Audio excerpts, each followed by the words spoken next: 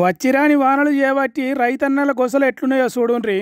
రాళ్ల వాన బరుడుతోని నోరు తెరిచే కథ అవుతున్నదట అన్నదాతలది. అగో అందుకే హరీష్ రావు సారు వడగండ్లు పడి వడ్లు రాలిన పొలాలకు అడిగిపోయిండు. తన సొంత నియోజకవర్గం సిద్దిపేట రైతులను కంటికి రెప్పతీరుగా కాపాడుకున్నటోడాయే. అందుకే పొలంలోకి దిగిండు. ఏ రైతుల పొలం ఆగమైంది, ఎన్ని ఎకరాల పంట పాడైపోయింది అనేది కాగితాల మీద రాసుకున్నాడు. ఆరుగాలం చేసిన చేత ఒక్క వానతోని ఆగమైందని ఏడ్చిన రైతులను దగ్గర తీసుకొని ఓదార్చిండు. మీ కన్నీళ్లు దూర్చేటట్టు చేస్తా బాధపడకూరని ధైర్యం చెప్పిండు.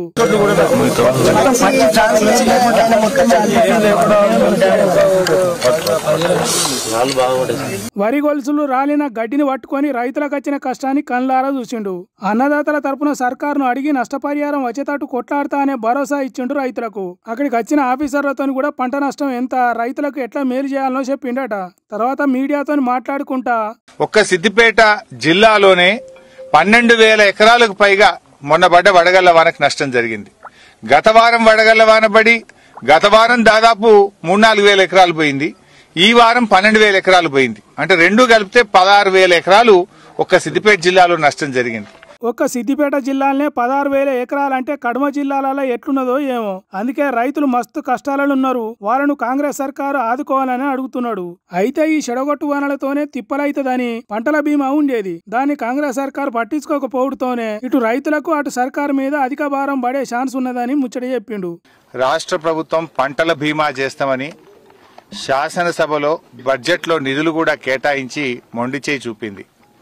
నిజంగా పంటల బీమా చేసుంటే ఇవాళ రైతులందరికీ మేలు జరిగేది. అసెంబ్లీలో చెప్పి బడ్జెట్లో నిధులు పెట్టి పంటల బీమా చేయకుండా రాష్ట్ర రైతాంగానికి తీవ్రంగా అన్యాయం చేసింది ఇవాళ కాంగ్రెస్ ప్రభుత్వం. పంటల బీమా బడ్జెట్లో పాస్ అయ్యి కూడా చేయకపోవడం ఇది రాష్ట్ర ప్రభుత్వం యొక్క తప్పు. అందువల్ల పంటల బీమా కింద రైతులకు ఏ రకమైన సాయం అయితే అందుతుందో ఆ రకంగా ఎకరానికి 25,000 రూపాయల ఆర్థిక సహాయం చేసి రైతులందరినీ కూడా ఆదుకోవాలని చెప్పి ఈరోజు నేను ప్రభుత్వాన్ని డిమాండ్ చేస్తా ఉన్నా. కాంగ్రెస్ సర్కార్ చేసిన తప్పును వాళ్లే సరిదిద్దుకోవాలి అన్నట్టు డిమాండ్ చేసిండు. అంతేకాదు రైతు బంధు, రైతు రుణమాఫీ ముచ్చట్లు కూడా మాట్లాడిండు. రైతులకు ఇచ్చే పైసలు ఇయ్యలేదు, ఇస్తామని ఒట్లేసి చెప్పిన పైసలు ఇయ్యలేదు, ఎండుతున్న పంటలకు నీళ్లు ఇయ్యలేదు, పంటల బీమాకు పైసలు కట్టలేదు. ఇట్లా తెలంగాణ రైతులను అరిగోస పెడుతున్నది కాంగ్రెస్ సర్కార్ అన్నట్టు శాన ముచ్చట్లే చెప్పిండు. ఈ వడగండ్ల వానతోని నష్టపోయిన రైతులను ఆదుకోకుంటే ఊకోమని గట్టిగానే హెచ్చరించిండు. మరి కాంగ్రెస్ సర్కారు పంట నష్టాన్ని ఎట్లా తీరుస్తుందో, రైతులను ఎట్లా ఆదుకుంటుందో చూడాలి.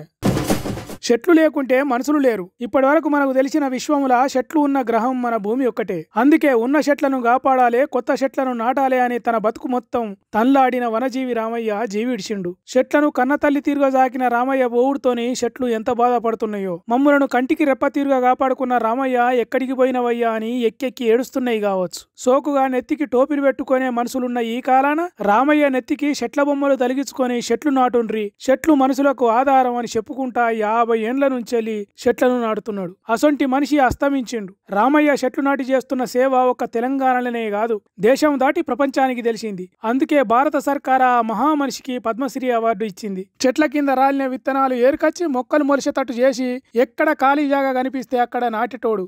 ఏపుగా పెరిగి ఆక్సిజన్ గాలిని ఇచ్చే చెట్లను కావలించుకొని మా అమ్మవే నువ్వు అన్నట్టు ఆనందపడేటోడు. అందుకే ఇప్పుడు దేశం మొత్తం వనజీవి రామయ్య త్యాగాన్ని యాది చేసుకొని నివాళులు చెప్తున్నది. ఆఖరిసారి చేతులెత్తి దండాలు పెడుతున్నారు. దేశ ప్రధాని నరేంద్ర మోడీ సారు, ఇంకొందరు కేంద్ర మంత్రులు, తెలంగాణ సీఎం, మంత్రులు, బీఆర్ఎస్ పార్టీ లీడరు రామయ్యను యాది చేసుకున్నారు. తెలంగాణ రాష్ట్రంలో చెట్లను ఇష్టం వచ్చినట్టు నరుకుతున్న ఈ కాలాన రామయ్య సొంటి చెట్ల ప్రేమికుడు లేకపోవడు బాధ కలిగే ముచ్చట అంటున్నారు. రామయ్య గురించి తెలిసినోళ్ళు, తను చేసిన సేవ గురించి తెలిసినోళ్ళు మళ్ళొక్కసారి యాది చేసుకొని తన ఆత్మకు శాంతి కలగాలని కోరుతున్నారు.